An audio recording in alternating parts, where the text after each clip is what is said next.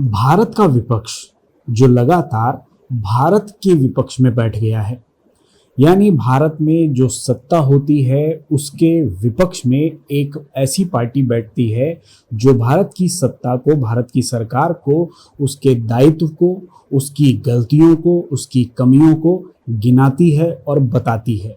लेकिन भारत में जो वर्तमान विपक्ष है वो ऐसी हरकतें, ऐसे कृत्य करते चले आ रहे हैं कि वो लगातार भारत का ही विपक्ष बनता जा रहा है। यानी जो भारत देश में सरकार का विपक्ष होना चाहिए, सत्ता का विपक्ष होना चाहिए, पार्लियामेंट का विपक्ष होना चाहिए, वो भारतवर्ष का विपक्ष बनता जा रहा है। और ऐसा हम इसलिए कह रहे हैं क्योंकि भारत पाकिस्तान के संघर्ष के बाद से एक ऐसी राजनीति का प्रदर्शन हमारे देश में देखने को मिल रहा है जो घटिया और निम्नतम स्तर की प्रतीत होती है। भारत का जो विपक्ष है उसके एलओपी, जिनको पप्पू के नाम से जाना जाता है, और उनकी हरकतें भी वैसी ही हैं। और इसका पूरा फायदा यानी कि भारत के विपक्ष की जितनी भी बयानबाजी है उसका पूरा फायदा पाकिस्तान और चाइना उठा रहा है। और इस पूरे विपक्ष के हर बयान को, जो भी पाकिस्तान के फेवर में जा रहा है, उसे वो दुनिया तक में दिखा रहा है कि भारत में भी सत्ता का इस तरह से विरोध हो रहा है। तो आप ये समझिए कि भारत का जो विपक्ष है वो भारत के विपक्ष में बैठ गया है।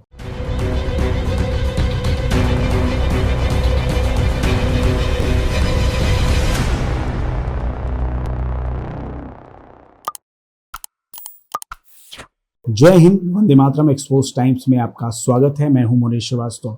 आज विषय यही है कि भारत का जो विपक्ष है वो ऐसा क्यों कर रहा है।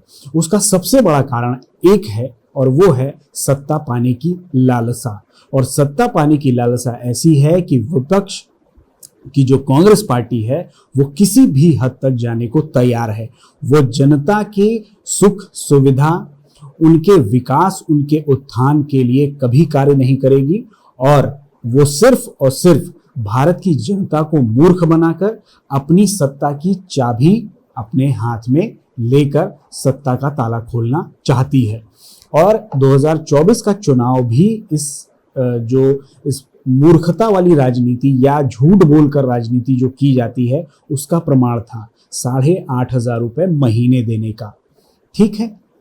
और भारत की भाजपा सरकार है वो जब सत्ता में आएगी तो वो संविधान बदल देगी। इस तरह का जो प्रोपोगेंडा फैलाया गया था उसकी वजह से भारत की जनता कंफ्यूज हुई और कहीं ना कहीं इसका फायदा विपक्ष को मिला।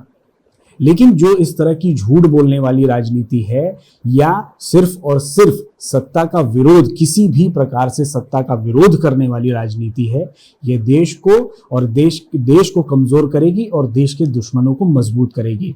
ऑपरेशन सिंदूर यानी पाकिस्तान और भारत के बीच जो संघर्ष हुआ था कुछ दिनों पहले, उस संघर्ष का कारण था पहलगांव में, यानी कश्मीर के पहलगांव में 26 हिंदुओं की हत्या, जिनकी हत्या उनका धर्म देखकर, उनका धर्म पूछकर की गई थी। और ये हत्या होने के बाद भारत की सरकार की ये जिम्मेदारी बनती है कि उन हत्यारों को जो शरण देते हैं उनको खोजकर मारना था। और भारत यही चाहता था, भारत की 140 करोड़ की जनता यही चाहती थी। लेकिन भारत का विपक्ष उस पूरे ऑपरेशन के बाद, यानी ऑपरेशन सिंदूर के बाद, लगातार उस ऑपरेशन पर ही सवाल उठा रहा है और भारत के जो प्रधानमंत्री हैं उस पर सवाल उठा रहा है।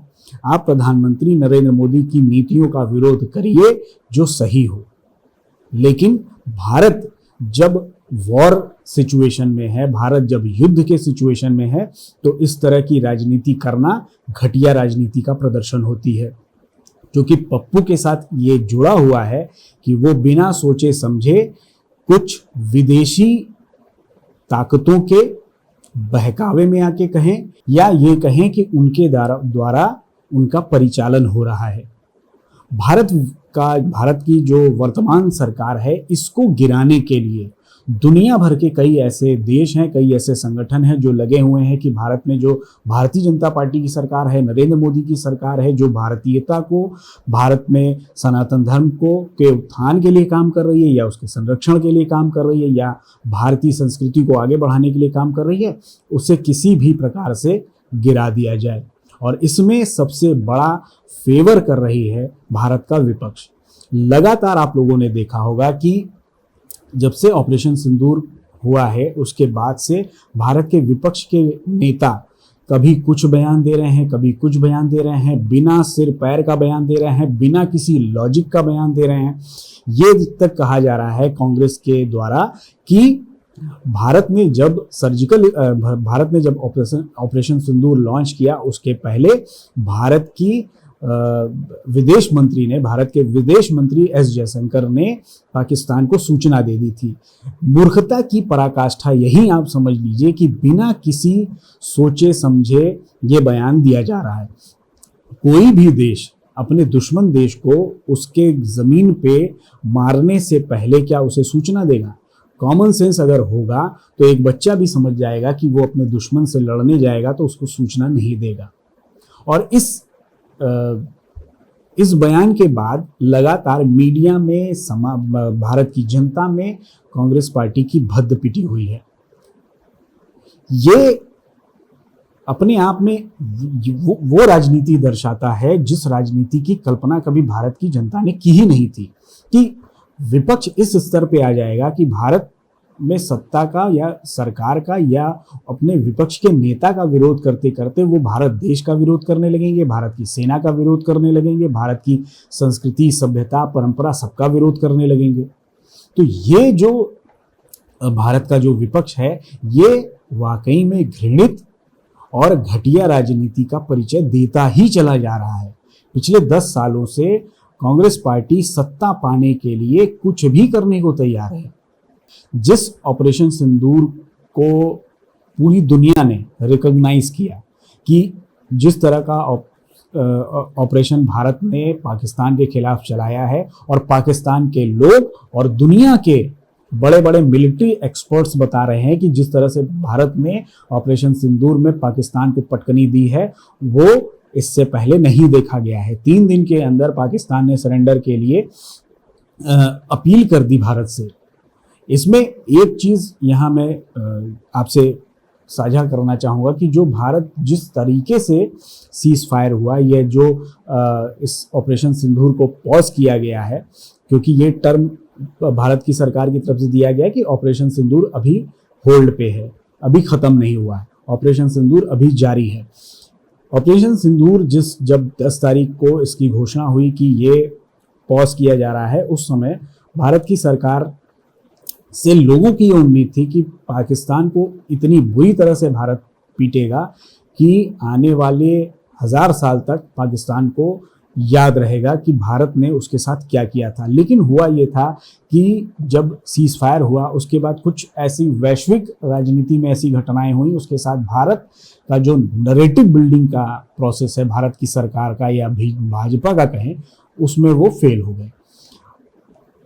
जिस तरीके से ऑपरेशन सिंदूर पे विराम लगाया गया या उसे होल्ड करना कहें, जो कुछ भी हुआ, उसके बाद भारत ने जो समय लिया, यानी 10 तारीख को 3:30 बजे जब पाकिस्तान की तरफ से सीज फायर की अपील होती है, उसके बाद भारत 5:30 बजे तक इसको प्रेस कॉन्फ्रेंस के जरिए जनता को बताने की जो प्लानिंग थी, उसने इस ऑपरेशन की जीत पे बट्टा लगा दिया था। क्योंकि जब 3:30 बजे ऑपरेशन सिंदूर को होल्ड करने का, सीज फायर करने का फैसला लिया जाता है, उसी समय मीडिया तक ये जानकारी पहुंचनी चाहिए थी कि पाकिस्तान ने भारत से सीज फायर करने की अपील की है और इस ऑपरेशन को रोका जा रहा है। लेकिन इससे पहले डोनाल्ड ट्रंप ने अपने ट्वीट के माध्यम से पूरी दुनिया को बता दिया कि इसमें वो नेता बन गया है, उसने सीज फायर करा दिया। भारत ने पाकिस्तान को किस हद तक चोट पहुंचाई है, इसकी गवाही पूरी दुनिया दे रही है और खुद पाकिस्तान दे रही है। पाकिस्तान की सेना भी दे रही है, पाकिस्तान की जनता भी दे रही है। पूरा वीडियो पाकिस्तान के साथ जो कुछ भी हुआ है, उसकी सैटेलाइट इमेज, उसका वीडियो पूरे मीडिया में फैला हुआ है। लेकिन उसके बाद भी भारत के कुछ ऐसे जो विपक्ष वाले जो प्राणी हैं, उनको ये लगता है कि किसी भी तरीके से भारत की जो सरकार है उसको डिमोटिवेट करे, और इस डिमोटिवेट करने की वजह से भारत की जनता और भारत की सेना डिमोटिवेट हो रही है। तो विपक्ष को ये समझना पड़ेगा। हालांकि ये समझ में विपक्ष को नहीं आएगा, क्योंकि विपक्ष सिर्फ और सिर्फ सत्ता पाने की राजनीति पे ही आमादा है। इसके अलावा उसका कोई उद्देश्य नहीं है। भारत में किसी भी प्रकार केन प्रकारेण उनको सत्ता पानी है, उसके लिए वो भारत के विरोध में खड़े हो सकते हैं, वो भारतीय समाज के विरोध में खड़े हो सकते हैं। सिर्फ यही साक्षात प्रतीत हो रहा है। और कांग्रेस की ये राजनीति पाकिस्तान और चीन को बहुत फायदा पहुंचा रही है। आप लोगों ने ये भी देखा होगा कि भारत में जो भारत की वर्तमान सरकार के जो विरोध में लोग खड़े हैं, उसमें सिर्फ राजनीतिक पार्टियां ही नहीं हैं, उसमें ऐसे भी लोग हैं जो भारत के वर्तमान सरकार के या नरेंद्र मोदी के विरोध में जो लोग हैं, उन्होंने ऐसी बयानबाजी की है जिसका फायदा पाकिस्तान ने उठाया है। पाकिस्तान दुनिया भर के, यहाँ तक कि यूएन में भारत के ऐसे लोगों का बयान लेके पहुंच गया है जिसमें भारत की सरकार और ऑपरेशन सिंदूर और तमाम चीज़ों का विरोध करते हुए दिखे। इस तरह की राजनीति भारत में चल रही है, और ये राजनीति भारत को वाकई में बहुत समस्या में डालेगी। कांग्रेसी नेता के वही नेता जो इस समय विपक्ष है, उसने एक बयान दिया है, और उस बयान में ये कहा गया है कि नरेंद्र ने सरेंडर कर दिया, यानी भारत के प्रधानमंत्री नरेंद्र मोदी ने सरेंडर कर दिया, वो भी ट्रंप के कहने पे। ऐसा कहने का मतलब आप ये समझिए कि भारत का जो विपक्ष है, भारत की जो विपक्ष का जो सबसे बड़ा चेहरा है, उसने भारत को नीचा दिखाने के लिए ये कहा है। नरेंद्र मोदी भारत के प्रधानमंत्री हैं और 140 करोड़ जनता के प्रधानमंत्री हैं। वो सही हो सकते हैं कुछ नीतियों में, वो कुछ नीतियों में गलत हो सकते हैं, लेकिन जब हम युद्ध के स्तर पे हैं तो हमें भारत की सरकार का साथ देना चाहिए। और विपक्ष हमेशा से, इसके पहले जब भी भारत के साथ युद्ध की स्थिति पैदा हुई है किसी भी देश के साथ, विपक्ष हमेशा सरकार के साथ खड़ा रहा है। लेकिन ये पहला मौका ऐसा है जब विपक्ष ने कहा तो है कि हम सरकार के साथ खड़े हैं, लेकिन किया वो है जिसमें वो भारत की सरकार के विरोध में खड़ा दिखा है। और इस विरोध का सबसे बड़ा फायदा पाकिस्तान ने उठाया है। तो इस वीडियो में बस इतना ही। अगर आपको वीडियो पसंद आए तो लाइक करें, चैनल को सब्सक्राइब करना ना भूलें, और इस वीडियो को आगे बढ़ाएं, अपने साथियों तक पहुंचाएं। जल्द मिलते हैं, तब तक के लिए धन्यवाद। नमस्कार, जय हिंद।